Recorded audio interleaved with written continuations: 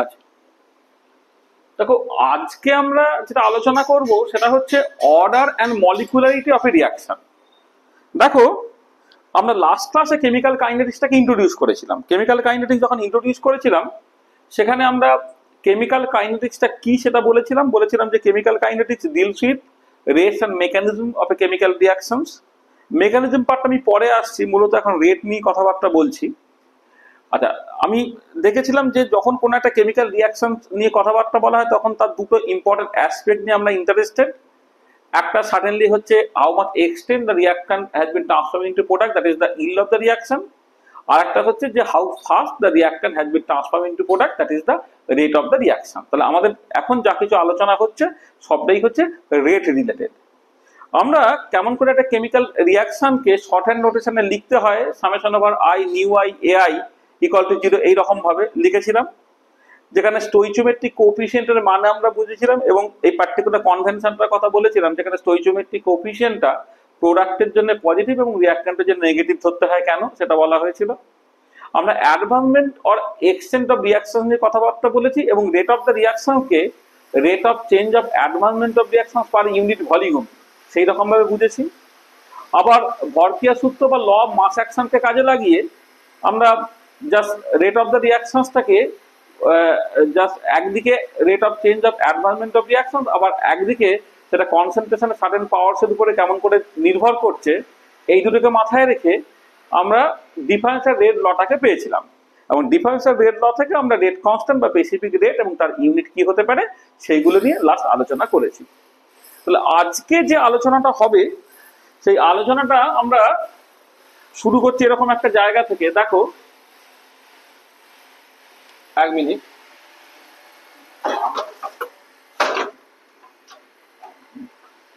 বড্ড আওয়াজ হচ্ছে। দেখো,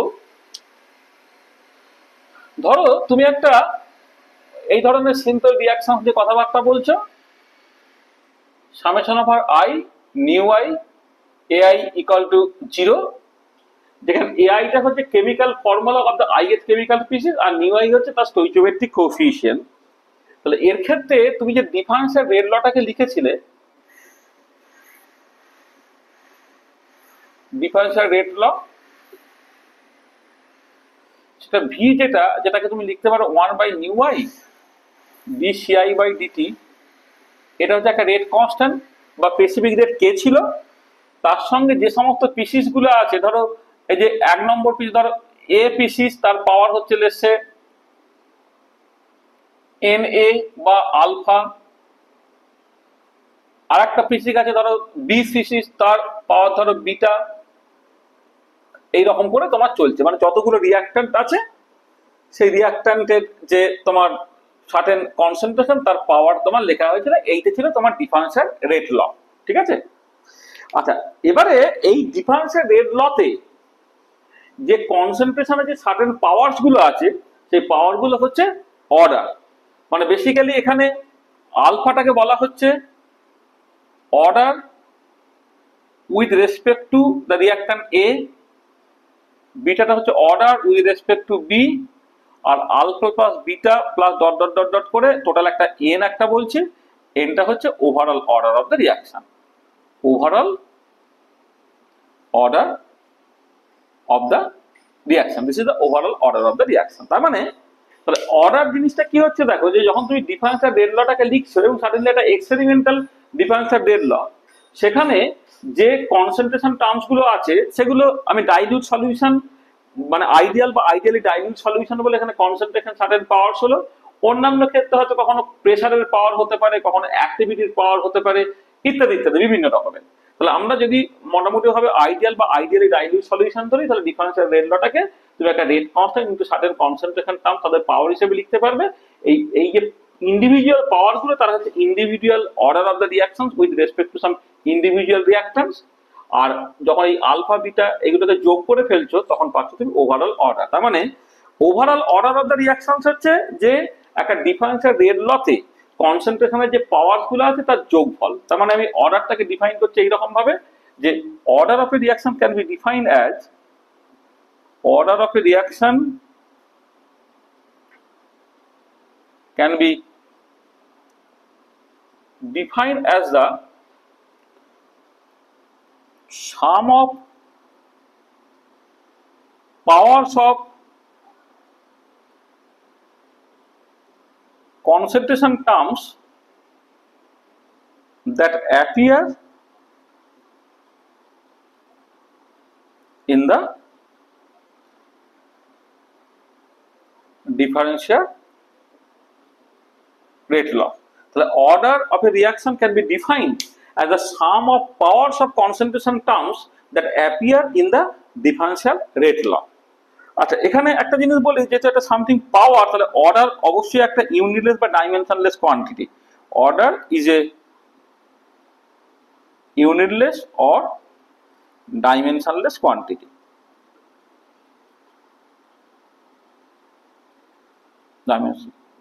dimensionless quantity, sorry.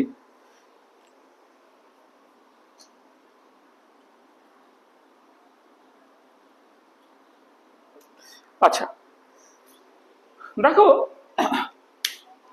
এই যে অর্ডার নিয়ে কথাবার্তা বলা হলো, সেই অর্ডার সম্বন্ধে প্রথমে কতগুলো জেনারেল কমেন্ট আমরা করে দিই, তারপরে কিছু স্পেসিফিক এক্সাম্পলে আসবো। দেখা যাচ্ছে যে আমি অর্ডারটাকে ডিফাইন করলাম, এই অর্ডার কিন্তু একটা এক্সপেরিমেন্টাল কোয়ান্টিটি। মানে আমি যদি সাম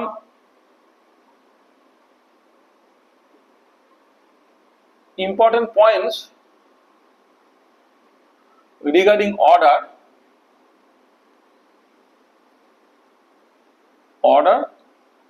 অফ এ রিয়াকশন দেখি। দেখো প্রথম যেটা, সেটা হচ্ছে যে অর্ডার কিন্তু একটা এক্সপেরিমেন্টাল কোয়ান্টিটি। এটা কিন্তু থিওরিটিক্যাল কনসেপ্ট না, এটা একটা এক্সপেরিমেন্টাল কোয়ান্টিটি। তাহলে প্রথম হচ্ছে order is an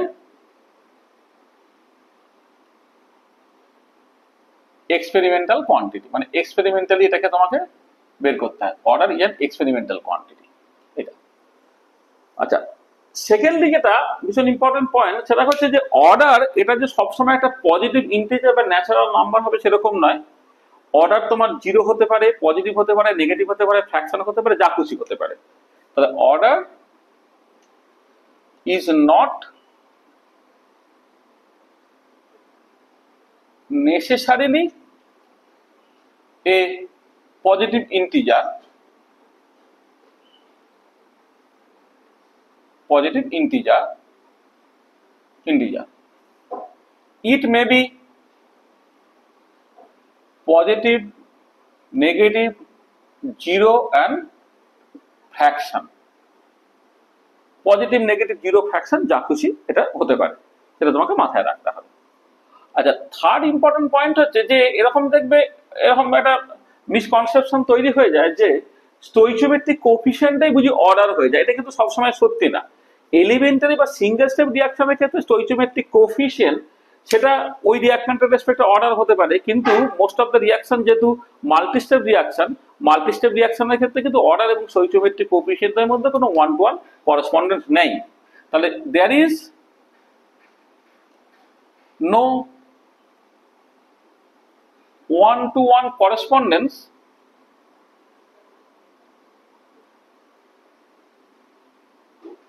between order and stoichiometric coefficient. But for single step or elementary reaction, for single step or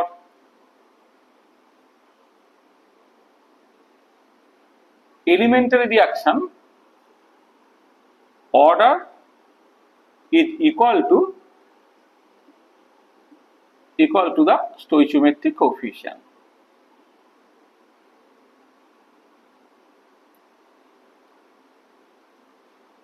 মানে যে রিঅ্যাক্ট্যান্টের রেসপেক্টে তুমি অর্ডারটা বলবে, সেই রিঅ্যাক্ট্যান্টের স্টোইচিওমেট্রিক কোএফিসিয়েন্টটা অর্ডার হয়ে যাবে কখন না, সিঙ্গেল স্টেপ বা এলিমেন্টারি রিঅ্যাকশনের ক্ষেত্রে। তাহলে দেখো, তাহলে তিনটে ইম্পর্টেন্ট জিনিস তোমাকে মাথায় রাখতে হচ্ছে। অর্ডার একটা এক্সপেরিমেন্টাল কোয়ান্টিটি, অর্ডারটা সবসময় পজিটিভ ইন্টিজার নয়, কখনো কখনো সাডেনলি 1, 2 পজিটিভ ইন্টিজার হতে পারে, কিন্তু জেনারেলি সেটা পজিটিভ হতে পারে, নেগেটিভ হতে পারে, 0 হতে পারে, ফ্র্যাকশন হতে পারে।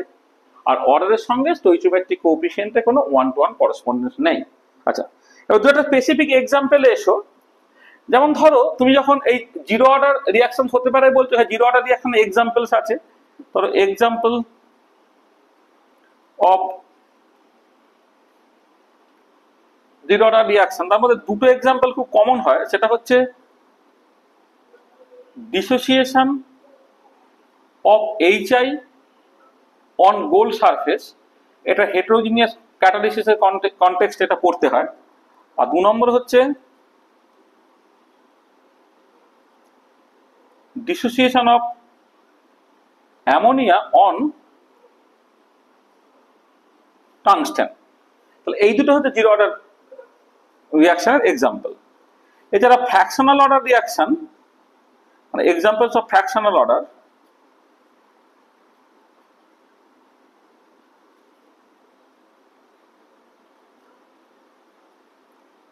এক্সাম্পল অফ ফ্র্যাকশনাল অর্ডার হচ্ছে ধরো তোমার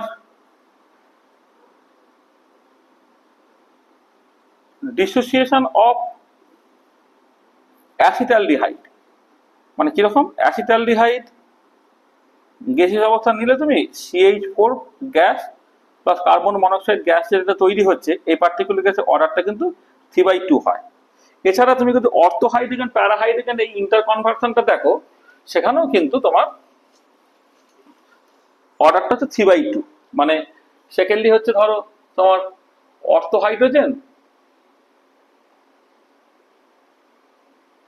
সেখান থেকে ধরো প্যারাহাইড্রোজেন হচ্ছে, এর ক্ষেত্রে অর্ডারটা তোমার 3/2 হয়। আচ্ছা আর একটা ইম্পর্টেন্ট পয়েন্ট দেখো, এই যে বলা হয়েছে এখানে না, there is no one to one correspondence between order and stoichiometric coefficient. একটা এক্সাম্পল দিচ্ছি দেখো, ধরো 2N2O5 ভেঙে গিয়ে 4NO2 প্লাস O2 ধরো হচ্ছে, এই একটা রিয়াকশন। এক্ষেত্রে এই যে সবটাই গ্যাস, এটা গ্যাসিয়াস অবস্থা, এটাও গ্যাসিয়াস অবস্থা, এটাও গ্যাসিয়াস অবস্থা। এর ক্ষেত্রে দেখো তোমার স্টোইচিওমেট্রিক কোএফিসিয়েন্ট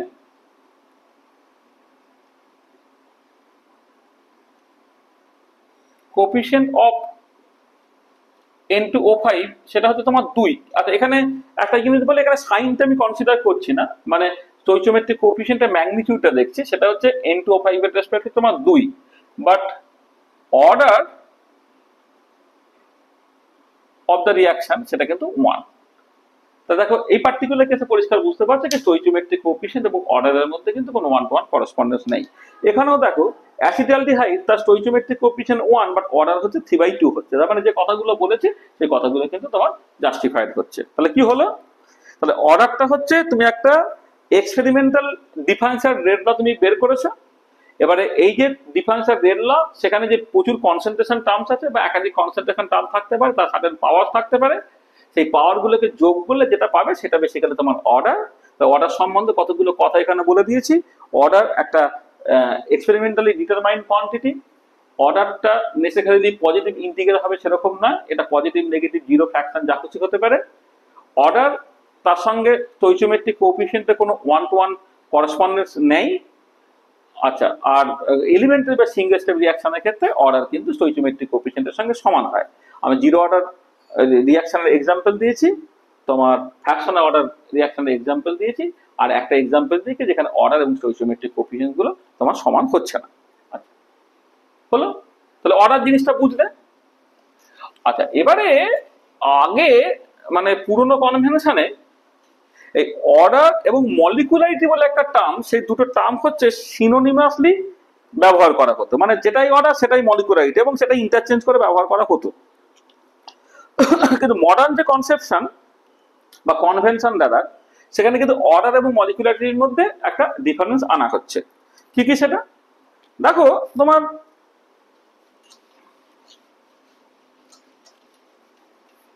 মলিকুলারিটি এই টার্মটা কিন্তু অর্ডারের থেকে একদম আলাদা একটা টার্ম। তাহলে মলিকুলারিটি টার্মটা কি একটুখানি প্রথমে আমি বলে নেওয়ার চেষ্টা করি।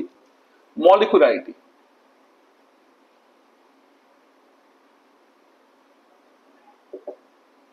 আচ্ছা, যদি তুমি একটা রিয়াকশনের মেকানিজমটা লেখো, তাহলে মেকানিজমে একটা রিয়াকশন অনেকগুলো স্টেপসে ঘটতে পারে।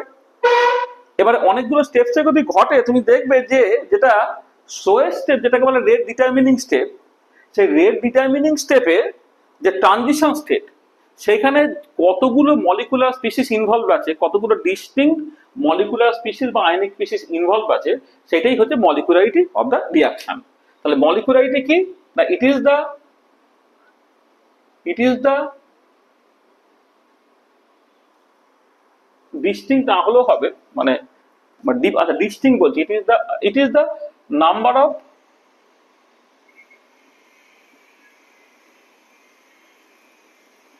molecular or ionic species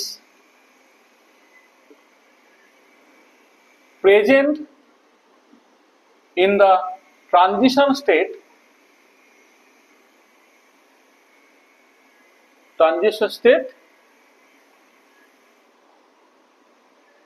of the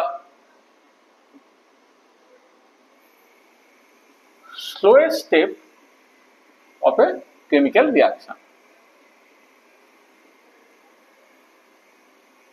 So it is the number of molecular ionic species present in the transition state of the slowest step of a chemical reaction. আসলে দেখো এইটা হচ্ছে ওভারঅল মলিকুলারিটি অফ দ্য রিয়াকশন, মানে মলিকুলারিটি of the reaction যদি as a whole বলো, তাহলে তুমি এইরকম করে ভাববে যে যদি একটা মাল্টি স্টেপ রিয়াকশন ঘটে, তার স্লোয়েস্ট স্টেপটা হচ্ছে রেট ডিটারমিনিং স্টেপ।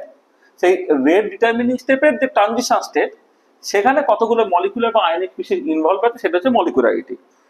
আর মলিকুলারিটি এইটা কিন্তু প্রত্যেকটা স্টেপের জন্য হয়। যদি তুমি ধরো যে মানে একটা রিয়াকশন 3টে স্টেপে করছে, তাই প্রত্যেকটা স্টেপেরই একটা করে ট্রানজিশন স্টেপ থাকবে এবং প্রত্যেকটা স্টেপেরই একটা করে মলিকুলারিটি থাকবে। তাহলে আমরা ওভারঅল মলিকুলারিটি নিয়ে যদি কথা বলি, তাই স্লোয়েস্ট স্টেপ যেটাকে বলে রেট ডিটারমিনিং স্টেপ, তার যে ট্রানজিশন স্টেপ, সেখানে যতগুলো মলিকুলার স্পিসিস ইনভলভ থাকে সেটা হচ্ছে তোমার মলিকুলারিটি। ঠিক আছে?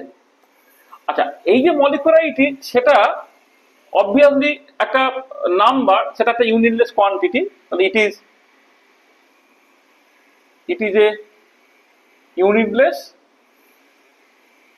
or dimensionless quantity, এটা তোমার মাথায় রাখতে হবে, অর্ডারের মতোই এটা। আচ্ছা, এবারে মলিকুলারিটি সম্বন্ধে দু চারটে কথাবার্তা বলে নিই, তারপর আমি অর্ডার আর মলিকুলারিটির মধ্যে তফাৎটাকে বলতে পারবো বা ঠিকঠাক করে বোঝাতে পারবো। ঠিক আছে? দেখো, তাহলে মলিকুলারিটি সম্বন্ধে সাম পয়েন্টস বলে নিই, সাম পয়েন্টস related to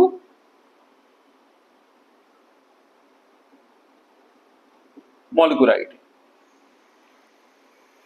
ঠিকই? আচ্ছা, প্রথম যেটা, সেটা হচ্ছে যেখানে অর্ডারের সঙ্গে তফাৎটা তোমার কাছে পরিষ্কার হবে, যে অর্ডার যেখানে একটা এক্সপেরিমেন্টাল কোয়ান্টিটি, সেখানে মলিকুলারিটি কিন্তু একটা থিওরিটিক্যাল কনসেপ্ট। তাহলে মলিকুলারিটি ইজ এ থিওরিটিক্যাল কনসেপ্ট। মানে তোমাকে যেটা করতে হবে, যে একটা রিয়াকশনের মেকানিজমটা তোমাকে প্রথমে প্রপোজ করতে হবে। এই মেকানিজম সাডেনলি একটা তোমাকে প্রপোজ করতে হচ্ছে, হ্যাঁ, মানে সেটা তুমি এক্স্যাক্টলি কি হচ্ছে তুমি জানো না, কিন্তু একটা মেকানিজম তুমি সাজেস্ট করলে, সেই যে মেকানিজমটা সাজেস্ট করলাম, সেই মেকানিজম সাজেস্ট করলে তবে তুমি বুঝতে পারবে তার ট্রানজিশন স্টেট, যেটা হয়তো সবসময় আইসোলেট করতে পারা যায় না, সেখানে কতগুলো মলিকুলার স্পিসিস ইনভলভ আছে। কারণ মলিকুলারিটি কিন্তু একটা থিওরিটিক্যাল কনসেপ্ট, এটা তোমার মাথায় রাখতে হবে। সেকেন্ডলি হচ্ছে যে মলিকুলারিটি কিন্তু সবসময় একটা positive integer. Molecularity is always a positive integer বা ন্যাচারাল নাম্বার, মানে জিরোও হবে না, হ্যাঁ, 1 2 3 4 5 ইত্যাদি ইত্যাদি। আচ্ছা, এবারে ওইটা সত্যি, there is no one to one correspondence between molecularity and stoichiometric coefficient of the reactant or reactants. Stoichiometric coefficient of the reactant, তার সঙ্গে মলিকুলারিটির কোনো ওয়ান টু ওয়ান করসপন্ডেন্স নেই, আবার অর্ডারের সঙ্গে তার কোনো করসপন্ডেন্স নেই। There is no one to one correspondence between molecularity and order of the reaction এটা কিন্তু but for single step or elementary reaction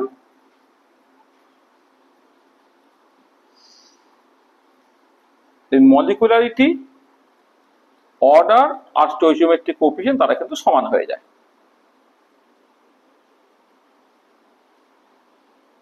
তো দেখো তাহলে মলিকুলারিটি সম্বন্ধে চারটে কথা বলেছি যে মলিকুলারিটি একটা থিওরিটিক্যাল কনসেপ্ট।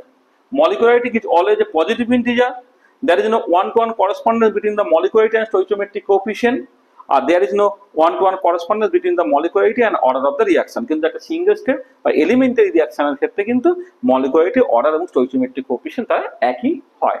আচ্ছা, এবারে আমি একটুখানি জাস্ট বোঝানোর চেষ্টা করি। ধরো তুমি একটা রিঅ্যাকশন নিয়ে কথাবার্তা বলি। ধরো তুমি একটা অ্যালকিল হ্যালাইড নিয়েছো,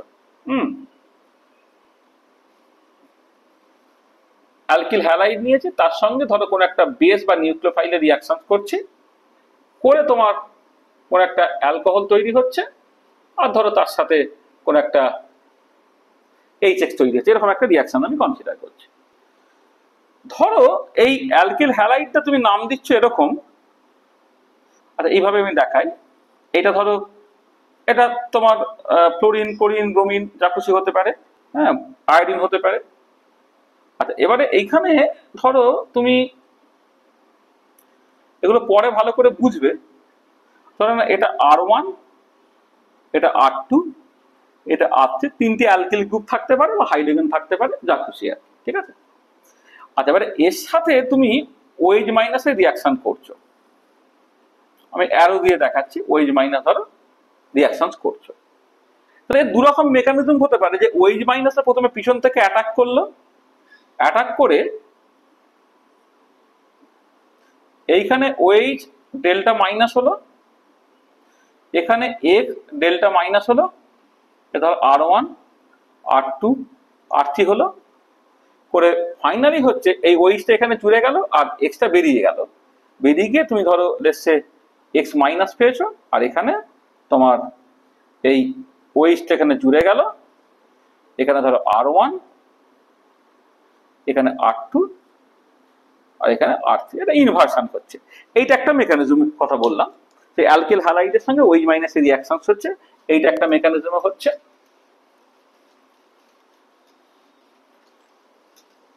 আচ্ছা এই যে রিঅ্যাকশনটা এটা কিন্তু সিঙ্গেল স্টেপ,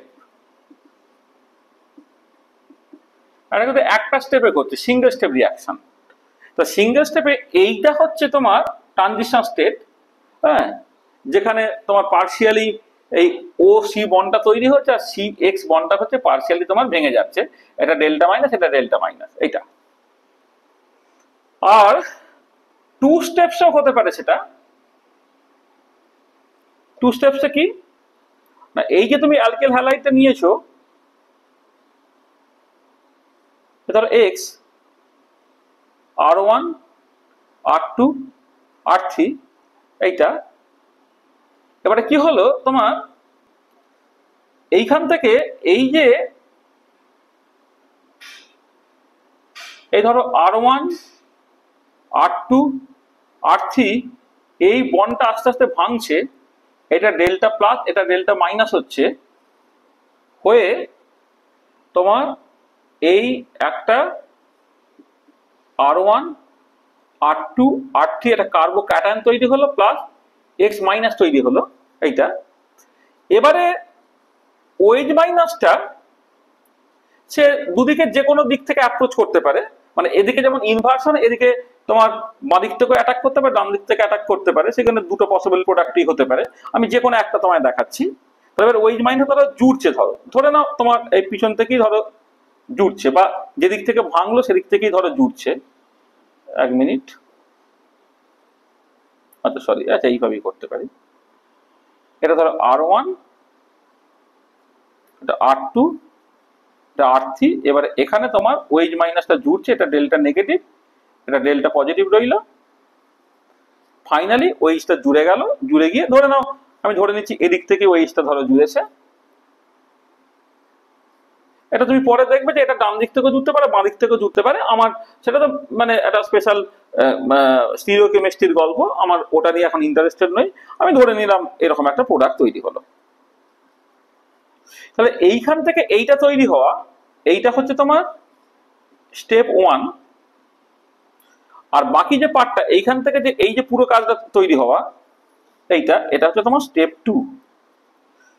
স্টেপ 1 এ অ্যালকিল হ্যালাইড থেকে এক্স মাইনাসটা চলে গিয়ে যে কার্বোক্যাটায়ন তৈরি হলো, এইটা স্লো স্টেপ, কারণ এটা হতে চায় না, এটা স্টেবল থেকে আনস্টেবল হচ্ছে বলে এইটা হচ্ছে তোমার স্লো স্টেপ বা রেট ডিটারমিনিং স্টেপ এইটা, আর এটা হচ্ছে তোমার ফার্স্ট স্টেপ। ঠিক আছে, তাহলে খেয়াল করে দেখো এই যখন দুটো স্টেপ করছে, প্রথম স্টেপটার জন্য this is the transition step, আর সেকেন্ড স্টেপটার জন্য this is the transition step. এবং দেখো স্লো স্টেপ যেটাকে রেট ডিটারমিনিং স্টেপ, সেখানে কি আছে, এখানে শুধুমাত্র অ্যালকিল হ্যালাইডটা ইনভলভ আছে, এখানে শুধুমাত্র অ্যালকিল হ্যালাইড অর্থাৎ একটা মলিকুলার স্পিসিস ইনভলভ আছে, সেই জন্য এটা হচ্ছে ইউনিমলিকুলার, এই রিঅ্যাকশনটা হচ্ছে ইউনিমলিকুলার, সেটাকে অনেক সময় নিউক্লিওফিলিক সাবস্টিটিউশন 1 SN1 বলে। আর হয় এই পার্টিকুলার কেসে দেখো দিস ইজ দ্য একটাই স্টেপ, যেহেতু তাহলে এটাই তোমার স্লো স্টেপ এবং এটাই ট্রানজিশন স্টেপ। সেখানে দেখো ওয়েজ মাইনাস অর্থাৎ বেসটা যেমন ইনভলভ আছে, তার সঙ্গে অ্যালকিল হ্যালাইডটা ইনভলভ আছে, অর্থাৎ দুটো মলিকুলার স্পিসিস ইনভলভ আছে বলে এইটা হচ্ছে তোমার বাই মলিকুলার, অর্থাৎ এর মলিকুলারিটি হচ্ছে 2 বাই মলিকুলার। এটাকে অনেক সময় বলা হয় SN2 মেকানিজম বলে। তাহলে এই যে nucleophilic substitution, N for nucleophilic, nucleophilic substitution unimolecular 1 এর জন্য, নিউক্লিওফিলিক সাবস্টিটিউট বাই মলিকুলার। ঠিক আছে, এবং যেটা ইম্পর্টেন্ট পয়েন্ট এই পার্টিকুলার কেসে এর অর্ডারটাও তোমার 2 হয়, সরি অর্ডারটা 2 হয়, এই পার্টিকুলার ক্ষেত্রে অর্ডারটা 1 হয়। মানে এক্ষেত্রে মলিকুলারিটি এবং অর্ডার তারা বেসিক্যালি সিনোনিমাস। এক্ষেত্রে bimolecular reaction at the same time এটা সেকেন্ড অর্ডার রিঅ্যাকশন, এটা unimolecular reaction at the same time হচ্ছে ফার্স্ট অর্ডার রিঅ্যাকশন। এবং অনেক ক্ষেত্রেই যেহেতু অর্ডার এবং মলিকুলারিটি সমান হয়, সেখানে অর্ডার এবং মলিকুলারিটি পুরনো কনভেনশনে সিনোনিমাসলি ব্যবহৃত হতো। মানে ফার্স্ট অর্ডার রিঅ্যাকশন বলে দিচ্ছে ইউনিমলিকুলার, সেকেন্ড অর্ডার রিঅ্যাকশন বলে দিচ্ছে বাইমলিকুলার। তবে সিউডো ইউনিমলিকুলার রিঅ্যাকশন বলে একটা কথা তোমরা শিখবে, যে বেসিক্যালি ওখানে অ্যাকচুয়ালি হয়তো সিউডো ফার্স্ট অর্ডার রিঅ্যাকশন, কিন্তু বলা হচ্ছে সিউডো ইউনিমলিকুলার রিঅ্যাকশন, এখানে মলিকুলারিটি এবং অর্ডারটা সিনোনিমাসলি ব্যবহৃত হতো। ঠিক আছে, সেটা মাথায় রাখতে হবে তোমাকে। কিন্তু দেখো যে অর্ডার যে মলিকুলারিটি দুটো একই হতে পারে না, দেখো মলিকুলারিটি তো 0 হতে পারে না, কিন্তু অর্ডার 0 অর্ডার রিঅ্যাকশন হতে পারে। মলিকুলারিটি তো ফ্র্যাকশন হতে পারে না, যেমন আমি অ্যাসিটালডিহাইডের যে রিঅ্যাকশনটা বললাম, সেখানে তো কোনো রকম ভাবেই মানে মানে মানে কি বলবো, মানে কোনো স্পিসিস ইনভলভ নেই বা দেড়টা স্পিসিস ইনভলভ আছে, তো কোনো মাথার মুন্ডু নেই। মলিকুলারিটি সবসময় ইন্টিজার, কিন্তু দেখো অর্ডারটা যেখানে যেখানে ফ্র্যাকশন হয়েছে, যেখানে যেখানে 0 হয়েছে, সেখানে যে অর্ডার আর মলিকুলারিটি সমান নয়, সেটা তুমি পরিষ্কারভাবে বুঝতে পারছো। এটা তাহলে তুমি অর্ডার এবং মলিকুলারিটিটা বুঝতে পারলে।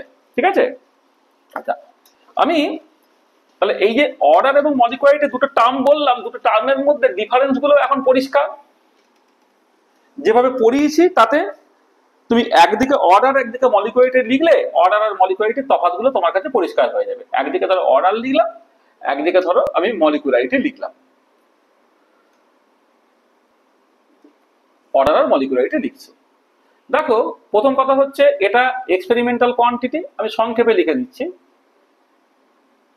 এটা এক্সপেরিমেন্টাল কোয়ান্টিটি, এটা কিন্তু একটা থিওরিটিক্যাল কনসেপ্ট, থিওরিটিক্যাল কনসেপ্ট। 2 নম্বর, অর্ডারটা তোমার পজিটিভ হতে পারে, নেগেটিভ হতে পারে, 0 হতে পারে, ফ্র্যাকশন হতে পারে। এক্ষেত্রে শুধুমাত্রই পজিটিভ ইন্টিজার, ইন্টিজার। আচ্ছা, এবারে মানে এই দুজনের ক্ষেত্রেই সমান। বেসিক্যালি দেয়ার ইজ নো মানে no correspondence, no relation between order and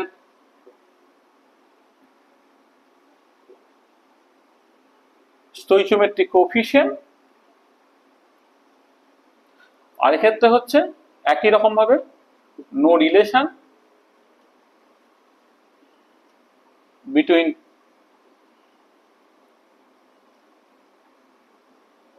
molecularity and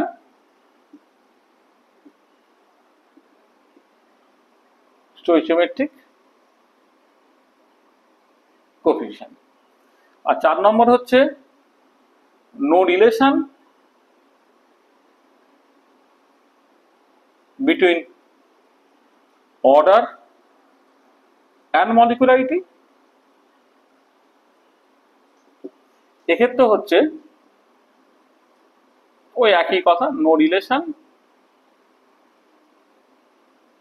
between molecularity and order.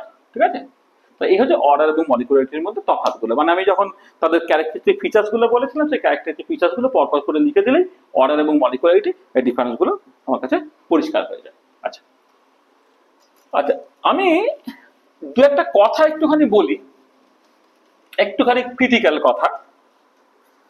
আচ্ছা, প্রথম কথা হচ্ছে সেটা হচ্ছে যে তুমি যখন মলিকুলারিটি নিয়ে কথাবার্তা বললে, মলিকুলারিটি এই যে জিনিসটা সেটা বললাম সবসময় পজিটিভ ইন্টিজার, আর অর্ডারটা সেটা কিন্তু তোমার জিরো হতে পারে, ফ্র্যাকশন হতে পারে। এবারে এইখান থেকে একটা ভীষণ ইম্পর্টেন্ট কোশ্চেন, যে কোশ্চেনটা আমরা উত্তর করতে পারি সেটা হচ্ছে যে এরকম একটা কথা বলা হয়, zero order reaction must be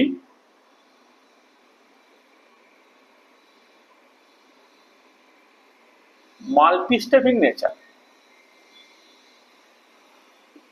zero order reaction must be multi-step in nature. এইটাকে তাহলে তোমাকে এক্সপ্লেন করতে বললাম। এক্সপ্লেন।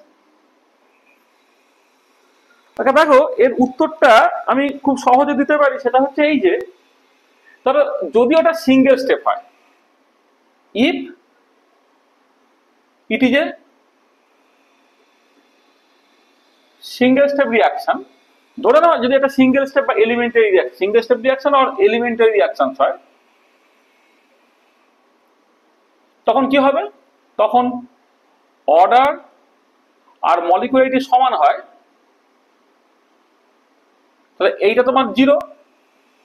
মানে জিরো অর্ডার রিয়াকশন যদি তোমার সিঙ্গেল স্টেপ হয়, তাহলে সিঙ্গেল স্টেপ বা এলিমেন্টারি রিয়াকশন আমি কি বলেছিলাম, অর্ডার ইকুয়াল টু মলিকুলারিটি। আর এখানে অর্ডার যেহেতু জিরো, তাহলে মলিকুলারিটি জিরো হলো। But molecularity is always a positive integer. It cannot be negative. Sorry, it cannot be zero. It cannot be zero. তাহলে মলিকুলারিটি সবসময় একটা পজিটিভ ইতে কি ক্যানট বি জিরো। তার মানে দেখো, যদি কোন একটা জিরো অর্ডার রিয়াকশন তোমার সিঙ্গেল স্টেপ এলিমেন্টারি টাইপ হয়, সেটা অ্যাবসার্ড হয়ে যাচ্ছে। হ্যাঁ, তার মানে পরিষ্কার বুঝতে পারলে যে জিরো অর্ডার রিয়াকশন কখনই সিঙ্গেল স্টেপ হতে পারে না। আচ্ছা, মাল্টি স্টেপ হতে পারে, মানে সিঙ্গেল স্টেপ হতে পারে না মানে multi step. Zero order reaction তো এক্সিস্ট করে, এটা সত্যি। মাল্টি স্টেপ কেমন করে হতে পারে? দেখো, ধরো এমন হলো যে কোন একটা রিয়াকশন যখন একাধিক স্টেপসে ঘটছে, তখন কোন একটা পার্টিকুলার স্টেপে হয়তো কোন একটা পার্টিকুলার রিয়াকশন কনজিউমড হলো, অন্য একটা রিয়াকশনে দেখা গেল সেই পার্টিকুলার রিয়াকশনটা তোমার রিপ্রোডিউসড হয়ে গেল। পরে আলটিমেট যখন তুমি ওভারঅল রেট লটাকে লিখছো, ওভারঅল ডিফারেন্সিয়াল রেট লটাকে লিখছো, দেখবে যে যতগুলো রিয়াকশন ইনভলভ আছে ততগুলো কিন্তু আলটিমেট ডিফারেন্সিয়াল রেট লতে ইনভলভ হয়নি, বা আলটিমেট ডিফারেন্সিয়াল রেট লতে যে রিয়াকশনটা ইনভলভ হয়নি মানে হচ্ছে তার করসপন্ডিং পাওয়ারটা হচ্ছে তোমার জিরো। তাহলে এই ধরনের সিচুয়েশনে তুমি দেখতে পারো যে হ্যাঁ, জিরো অর্ডার রিয়াকশন হতে পারে, যেটা তোমার ওই হেটেরোজিনিয়াস ক্যাটালিসিসের কনটেক্সটে এটা খুব ইম্পর্টেন্ট। যেমন ধরো তুমি dissociation of ammonia on tungsten বা dissociation of HI on gold surface, যে এক্সাম্পলগুলো আমরা বলেছি, সেখানে দেখবে যে মাল্টি স্টেপ প্রসেস সেগুলো, তো মাল্টি স্টেপ প্রসেসে কিন্তু জিরো অর্ডার রিয়াকশন হতে পারে। কিন্তু সিঙ্গেল স্টেপ বা এলিমেন্টারি স্টেপসে কোনো জিরো অর্ডার রিয়াকশন করতে পারে না। কেন করতে পারে না? খুব সিম্পল অ্যান্সার হচ্ছে, যদি সিঙ্গেল স্টেপ বা এলিমেন্টারি স্টেপসে রিয়াকশনটা ঘটে, তাহলে অর্ডার আর মলিকুলারিটি সমান হবে, আর মলিকুলারিটি কিন্তু কখনো জিরো হতে পারে না। সেই জন্য এই ধরনের রিয়াকশন কখনই তোমার জিরো অর্ডার, কখনই তোমার সিঙ্গেল স্টেপে হতে পারে না। ঠিক আছে, এটা একটা ইম্পর্টেন্ট পয়েন্ট যেটা আমি উল্লেখ করলাম। আচ্ছা, সেকেন্ড একটা ইম্পর্টেন্ট পয়েন্ট দেখো, যে আমি এখানে এই মেকানিজম বলে একটা কথা উল্লেখ করেছি। কারণটা কি, যে মলিকুলারিটি বলতে গেলে তোমার মেকানিজম জানতে হবে, যে মেকানিজমটা আমি একটা উপরে উপরে করার চেষ্টা করেছিলাম। তাহলে মেকানিজমটাকে বলা হয় যে the detail description, the DTAI, the detailed and microscopic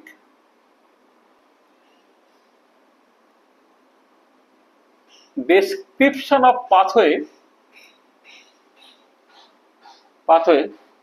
by which the detailed and microscopic description of pathway by which the reactants are transformed into product.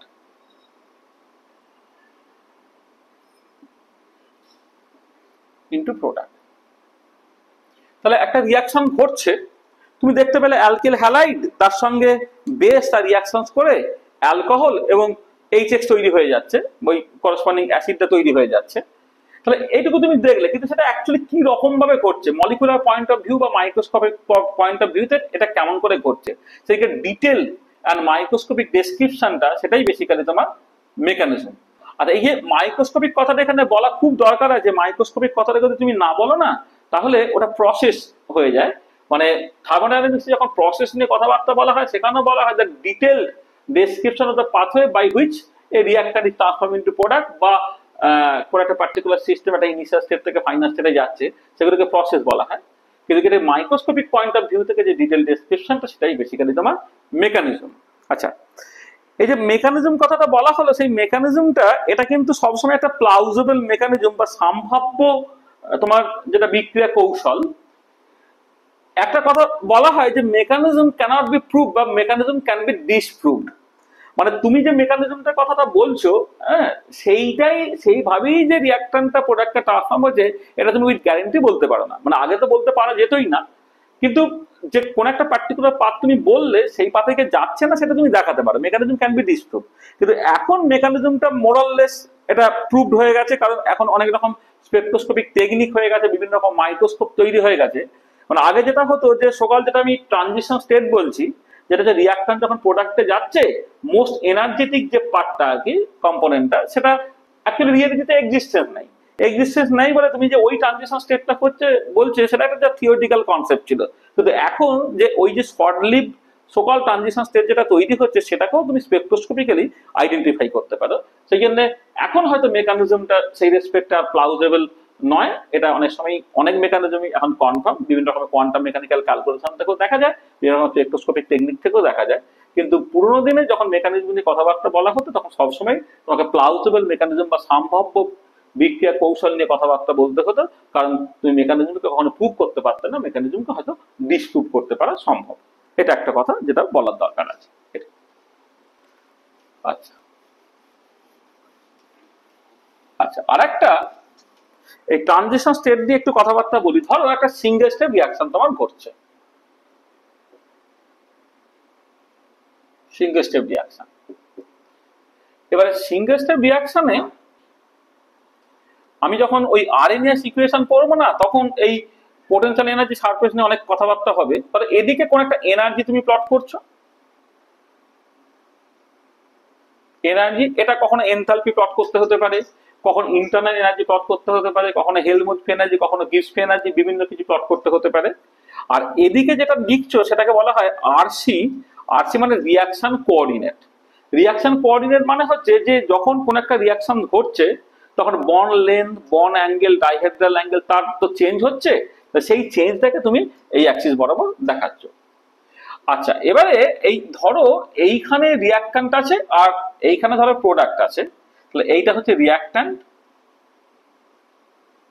এটা হচ্ছে রিঅ্যাক্ট্যান্ট, এটা হচ্ছে প্রোডাক্ট। আচ্ছা, রিঅ্যাক্ট্যান্টে ধরে নাও এনার্জিটা যদি তোমার এনথালপি হয়, তাহলে রিঅ্যাক্ট্যান্টের এনথালপিটা ধরে নাও এই এতটা, আর প্রোডাক্টের এনথালপিটা হচ্ছে তোমার এতটা। তাহলে এই যে ডিফারেন্সটা, এটাকে আমি ডেল্টা এইচ বলছি। দেখো ডেল্টা এইচটাই পার্টিকুলার কেসে প্রোডাক্টের এনথালপি মাইনাস রিঅ্যাক্ট্যান্টের এনথালপি, এই এক্সাম্পল এটা হচ্ছে নেগেটিভ হয়েছে। হ্যাঁ, মানে প্রোডাক্টের এনথালপি কম, রিঅ্যাক্ট্যান্টের এনথালপি বেশি, মানে প্রোডাক্টটা বেশি স্টেবল, রিঅ্যাক্ট্যান্টটা কম স্টেবল। সেখানে HP minus H R less than 0, এটা হচ্ছে এক্সোথার্মিক রিঅ্যাকশন। এটা হচ্ছে এক্সোথার্মিক রিঅ্যাকশন। আবার উল্টো দিকে যদি তুমি তাহলে এদিকে রিয়াকশন কোঅর্ডিনেট, এদিকে কোন একটা এনার্জি প্লট করছো, সেটা হতে পারে এনথালপি প্লট করছো, এটাও হতে পারে। এইখানে ধরো তোমার রিয়াক্ট্যান্ট আছে, যার এনার্জিটা HR, এইখানে ধরো তোমার প্রোডাক্ট আছে, তার এনার্জিটা এইটা, এখানে তোমার প্রোডাক্ট আছে। আর এই পার্টিকুলার কেসে এই যে রিয়াক্ট্যান্ট এবং প্রোডাক্টের যে এনথালপি চেঞ্জ দেখে এটাকে ডেল্টা এইচ বলা হচ্ছে। ডেল্টা এইচটা হচ্ছে HP মাইনাস HR, এটা গ্রেটার দ্যান 0, তখন এই রিয়াকশনটা হবে এন্ডোথার্মিক রিয়াকশন। মানে ডেল্টা এইচটা নেগেটিভ হয়ে গেলে এক্সোথার্মিক, ডেল্টা এইচটা পজিটিভ হয়ে গেলে সেটা এন্ডোথার্মিক। এটা ঠিক আছে। আর এবারে রিয়াক্ট্যান্ট থেকে প্রোডাক্ট যে যাচ্ছে সেটা বিভিন্ন পাথে যেতে পারে, মানে এখান থেকে এইভাবে যেতে পারে, এইভাবে যেতে পারে, এইভাবে যেতে পারে। এবারে এই পাথগুলোর মধ্যে যেটা হচ্ছে লোয়েস্ট এনার্জি পাথ, সেটাই এটা হচ্ছে মিনিমাম এনার্জি পাথ। এটা যেটা হলো যে minimum energy path, MEM, minimum energy পাথটা হচ্ছে এইটা। এই হচ্ছে রিয়াক্ট্যান্ট, এই হচ্ছে প্রোডাক্ট। ঠিক এখানেও ঠিক একই রকম, মানে আমি যেটা বলতে চাইছি যে এটা তোমার অনেক রকম হতে পারতো। তাহলে এই রিয়াক্ট্যান্ট থেকে প্রোডাক্টটা এইখান থেকে তোমার এইভাবেও এখানে যেতে পারতো, এইরকম ভাবেও তোমার তারা এইভাবে যেতে পারতো, বিভিন্ন রকম ভাবে যেতে পারতো। তো তার মধ্যে কালোটা যেটা, সেটা হচ্ছে মিনিমাম এনার্জি পাথ। আমি মিনিমাম এনার্জি পাথটা নিয়ে অ্যাকচুয়ালি ইন্টারেস্টেড। তাহলে এখানেও ঠিক একই রকম ভাবে একটা মিনিমাম এনার্জি পাথ তুমি আঁকলে। আচ্ছা, এইটা কিন্তু হঠাৎ করে খোঁচা করে তুলে দিলে হবে না, এটা কিন্তু একটা মিনিমা দিয়ে যাবে, এটা একটা মিনিমা দিয়ে যাবে। কারণ স্টেবল রিঅ্যাকট্যান্ট, স্টেবল প্রোডাক্ট, একটা পোটেনশিয়াল এনার্জি সারফেসে কিন্তু একটা একটা বাউন্ড থাকতে হবে, অর্থাৎ ওয়েল থাকতে হবে। এখানেও তাই, এখানেও তাই।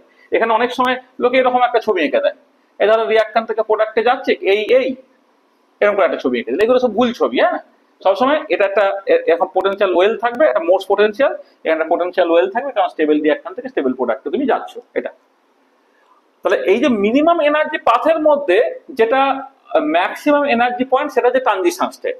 তাহলে এই যে মিনিমাম এনার্জি পাথের মধ্যে যেটা তোমার ম্যাক্সিমাম এনার্জি পয়েন্ট, সেটা হচ্ছে ট্রানজিশন স্টেট। তাহলে এবারে তুমি যদি ফরওয়ার্ড রিঅ্যাকশনটাকে কনসিডার করো, তাহলে এই ট্রানজিশন স্টেট এবং রিঅ্যাক্ট্যান্টের মধ্যে যে এনার্জি ডিফারেন্সটা, সেটাকে বলা হয় অ্যাক্টিভেশন এনার্জি। বা এক্ষেত্রেও ঠিক একই রকম ভাবে এই ফরওয়ার্ড রিঅ্যাকশনটা, মানে বাঁ দিক থেকে ডান দিকে যাওয়া এই রিঅ্যাকশনটা যদি কনসিডার করো, তাহলে এইটা হচ্ছে তোমার ট্রানজিশন স্টেট।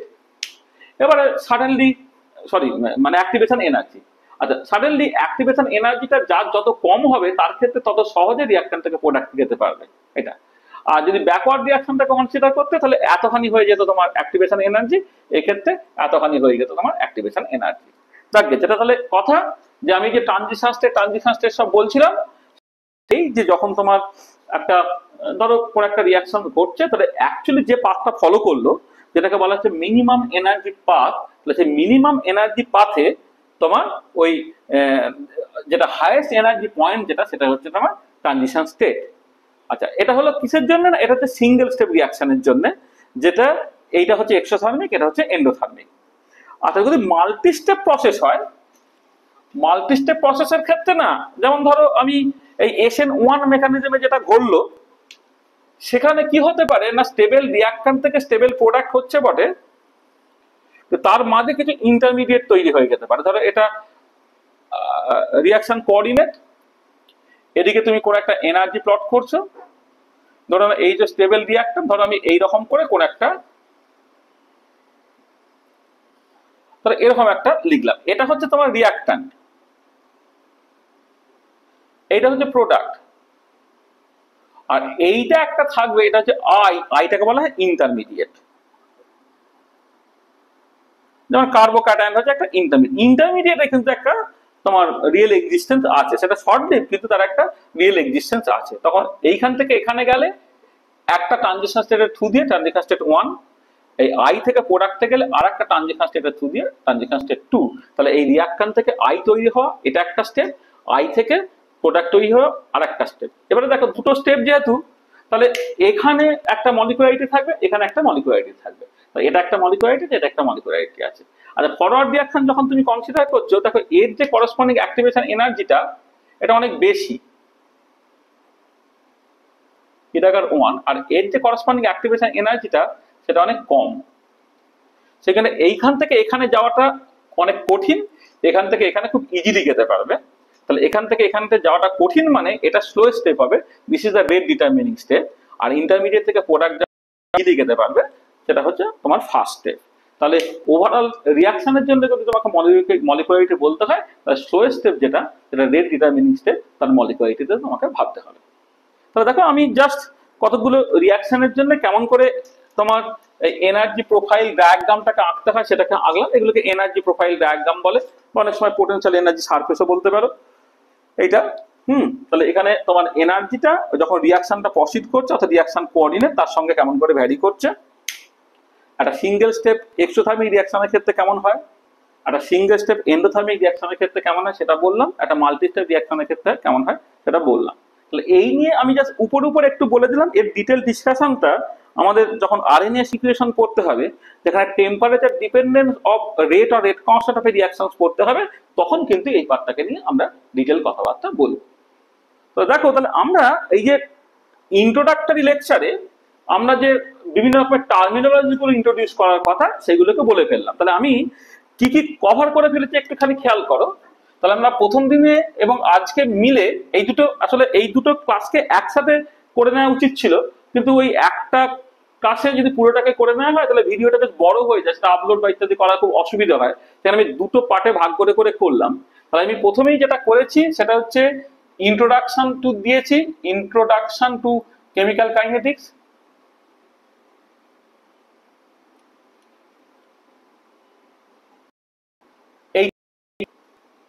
সেকেন্ডলি আমরা যেটা করেছি ইন্ট্রোডাকশন টু কেমিক্যাল কাইনেটিক্স করে আমরা একটা শর্ট হ্যান্ড রিপ্রেজেন্টেশন, আচ্ছা মানে এর সঙ্গে তার ইম্পর্টেন্সটা দেখেছি, ইম্পর্টেন্সটা বলেছি। তারপরে আমরা শর্ট হ্যান্ড নোটেশন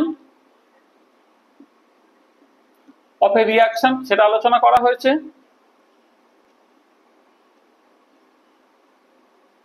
স্টোইচিওমেট্রিক কোএফিসিয়েন্ট নিয়ে কথাবার্তা বলা হয়েছে।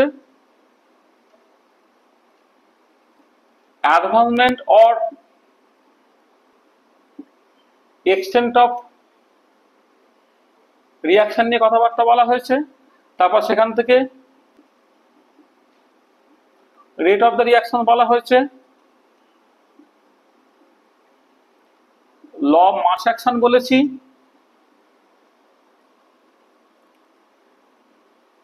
ডিফারেন্সিয়াল রেট ল নিয়ে কথাবার্তা হয়েছে,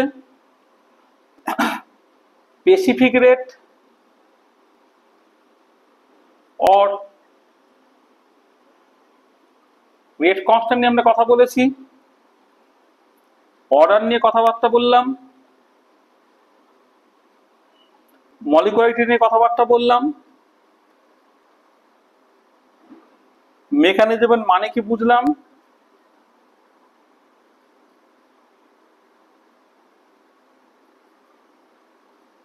রিয়াকশন এনার্জি প্রোফাইল ডায়াগ্রাম কেমন করে আঁকতে হয় সে নিয়ে আলোচনা হলো। তাহলে আমরা কেমিক্যাল কাইনেটিক্সের যে সমস্ত ইন্ট্রোডাক্টরি কমেন্টস গুলো, বিভিন্ন রকমের টার্মস এবং টার্মিনোলজিস গুলো, সেগুলো আমরা এখানে আলোচনা করলাম। তাহলে নেক্সট ক্লাসে আমরা যেটা করব, দেখো আমি কিছু প্রবলেমস আমাকে সাডেনলি আলোচনা করতে হবে। তাহলে কেমিক্যাল কাইনেটিক্স এই চ্যাপ্টারটা তোমাদের বেশ ছোট চ্যাপ্টার এবং ভীষণ ইন্টারেস্টিং চ্যাপ্টার। এখান থেকে যে কোনো কম্পিটিটিভ এক্সামে প্রচুর কোশ্চেন্স পড়ে। তাহলে আমরা এই মানে যেটা করবো যে কিছু লেকচার মানে হবে এবং তার মাঝে মাঝে কিছু প্রবলেমস আমরা আলোচনা করে নেব। তাহলে এরপরে এই যে কনসেপ্ট গুলোকে আলোচনা নিয়ে কথাবার্তা বলা হয়েছে সেই নিয়ে কিছু প্রবলেমস আমরা আলোচনা করবো, সেটাকে আমরা একদম শেষে হয়তো আপলোড করতে পারি। হ্যাঁ, আর এরপরে যেটা ন্যাচারালি আসা উচিত সেটা হচ্ছে এই যে ডিফারেন্সিয়াল রেট লটা তুমি পেয়েছো, ডিফারেন্সিয়াল রেট ল থেকে বিভিন্ন রকমের ইন্টিগ্রেটেড রেট লটা বের করা। মানে ইন্টিগ্রেটেড রেট ল বের করার জন্য তোমাকে যেটা ফার্স্ট করতে হবে সেটা হচ্ছে যে ওয়ান সিঙ্গেল রিয়াকশন ইনভলভ আর কি, সেরকম যে রিয়াকশন, তার জন্য তোমাকে ইন্টিগ্রেটেড রেট লটাকে করে ফেলতে হবে। তারপরে আমি আস্তে আস্তে কমপ্লেক্স রিয়াকশনের ক্ষেত্রে যাবো আর কি। তাহলে প্রথমে মানে সিম্পল সিঙ্গেল স্টেপ বলাটা ঠিক হবে না, সিম্পল রিয়াকশন যেখানে একটা মাত্র রিয়াকশন ইনভলভ সেটা প্রথমে দেখবো, তারপরে একাধিক রিয়াকশন আছে সেটাকে দেখবো, তারপরে হচ্ছে তোমার যখন কমপ্লেক্স রিয়াকশন হবে, তোমার রিভার্সিবল রিয়াকশন হতে পারে, প্যারালাল রিয়াকশন হতে পারে, কনজিকিউটিভ রিয়াকশন হতে পারে, তাদের জন্য ইন্টিগ্রেটেড রেট লটাকে করবো আর কি। তারপরে এই রকম ভাবে পরপর পরপর করে তোমার সাবজেক্টটা এগোবে। তা ঠিক আছে, আজকে তাহলে আমরা এই পর্যন্ত রাখছি, নেক্সট স্টার্ট করবো। ভালো থেকো।